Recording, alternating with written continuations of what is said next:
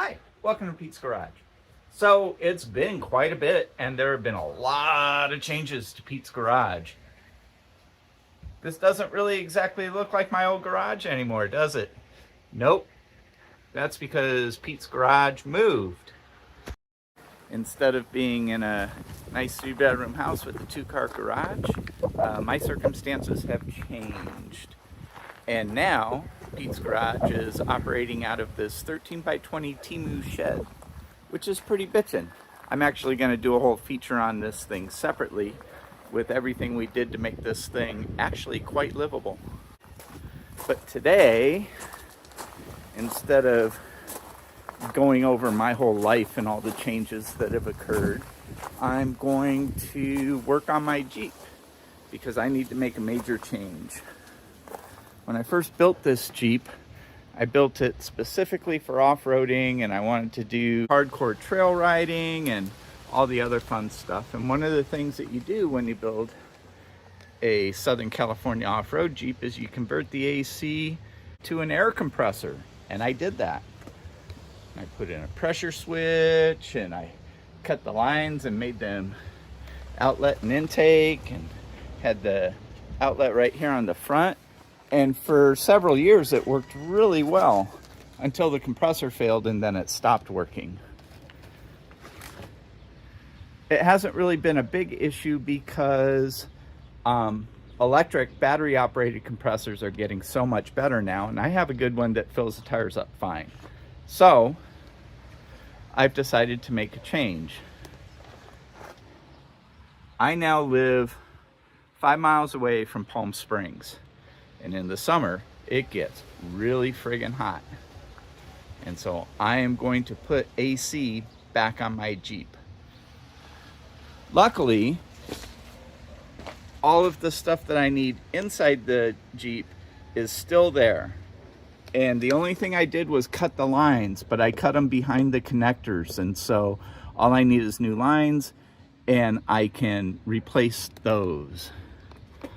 I never put the condenser back in when I rebuilt the front end after I wrecked it. So I bought a new condenser, and I'll install that. I bought everything I need to make this system complete. I bought a vacuum pump, I bought a manifold set, and I'll go to AutoZone and buy a bunch of cans of 134A. And hopefully by the end of the weekend, this thing will have air conditioning.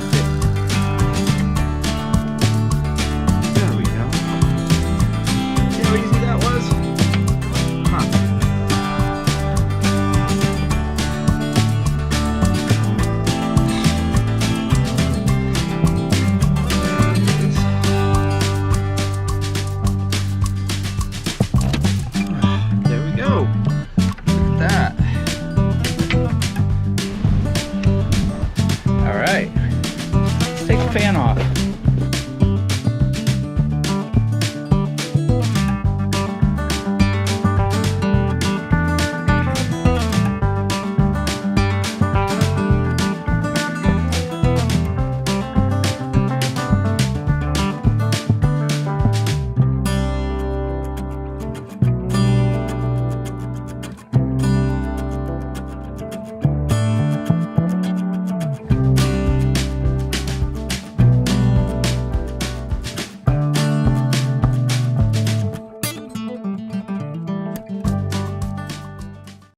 All right, well, this is going both as expected and slower than expected.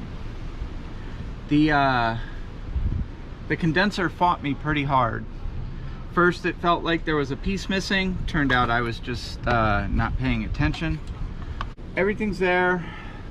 Now I just have to hook up lines, mount the dryer, which looks like it shouldn't be that difficult. It looks like all the plugs are here where they belong. So when I disconnected everything, I didn't cut anything out other than the AC lines because I needed them. But I didn't damage the core, and everything else will be brand new. And then I'll put a vacuum on it, and then check for leaks, and then add coolant, and then it should work. I guess we'll find out. Stay tuned. And we're back. The one little challenge that I'm having is that when I converted my AC system to an air compressor so many years ago, six years ago, I threw all this shit away, including the bracket. Short-sighted, I know. Okay, so this will work, right?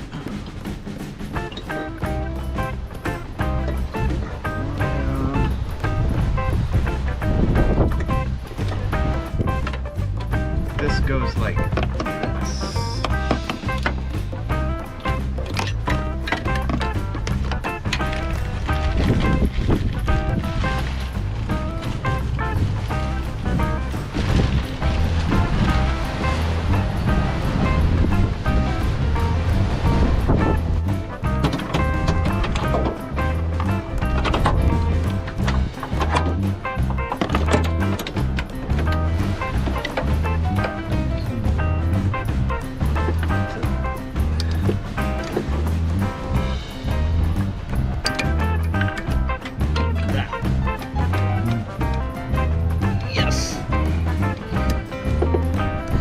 Click. This makes a little flip, just like that.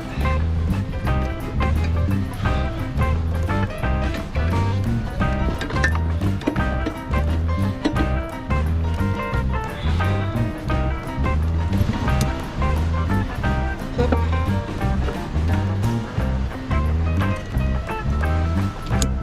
Flip. All right.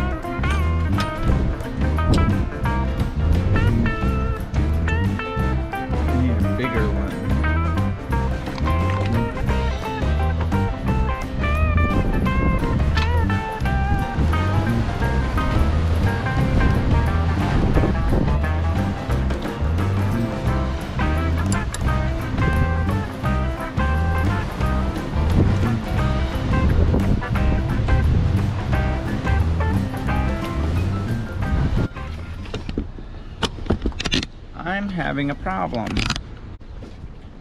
The problem that I'm having is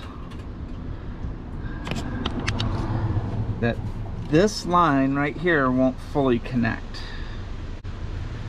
and it's driving me crazy. I think I'm gonna take it off. I need to install a component on here. This gets one of the pressure switches, and here it is. The neat thing is it slides right over the Schrader valve,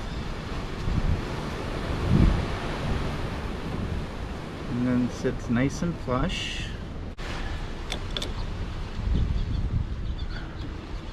tight enough. And then, see?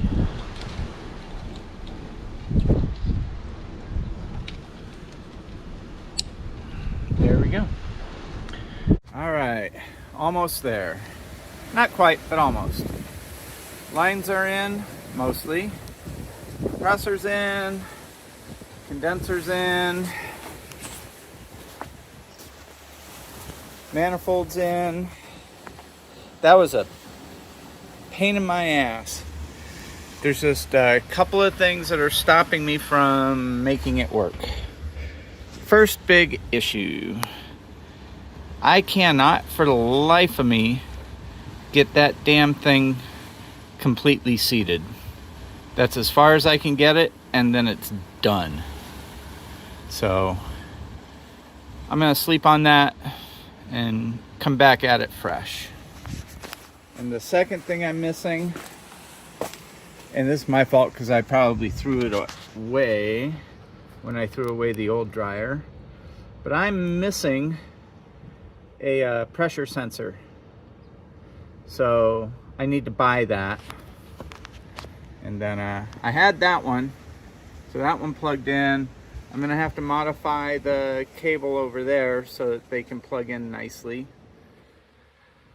I need to reconnect the winch, rerun the serpentine cable and retension it, reinstall the fan shroud,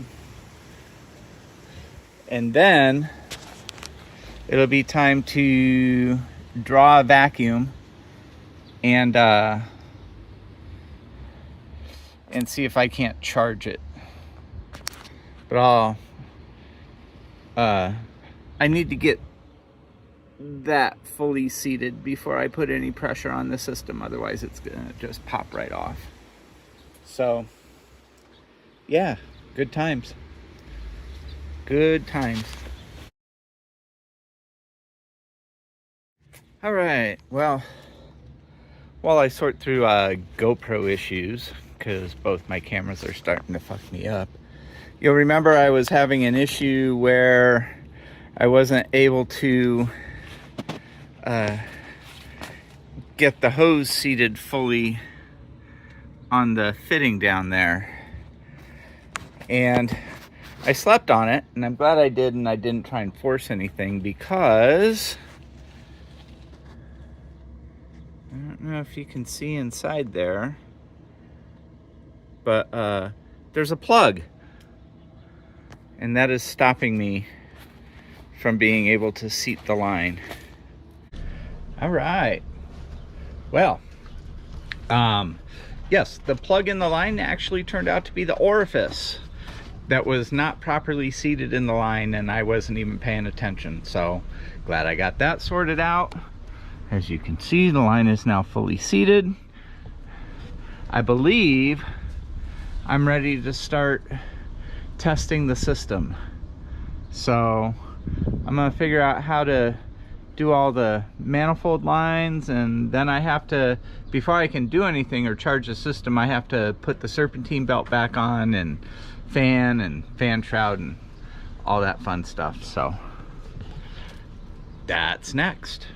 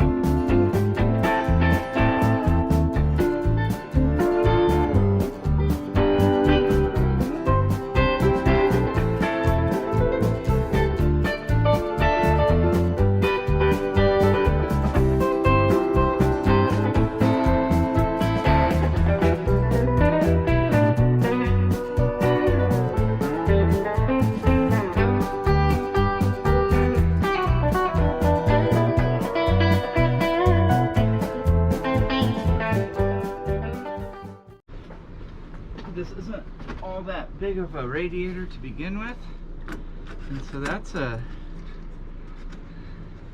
halfway significant portion of the cooling capacity.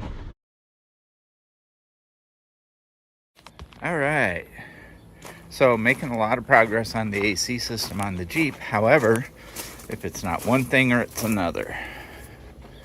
So the next problem, as I'm going through all this stuff, is the fan failed. The blower motor. Right as I was getting ready to test everything and start everything up, the blower motor just failed.